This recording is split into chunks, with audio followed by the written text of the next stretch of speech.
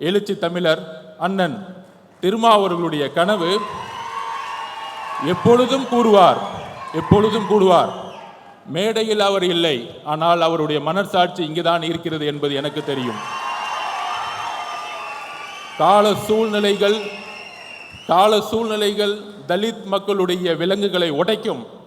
அதற்கான நேரம் கூடிய விரைவில் வரும். சுய சிந்தனை கொண்டவர்கள் தான் மனிதர்கள். ஆம், நாமும் மனிதர்கள். மன்னர் பரம்பரையை உருவாக்க தமிழகம் இனி ஒருபொழுதும் இடம் தராது. மன்னராட்சி ஒழிக்கப்பட்டது.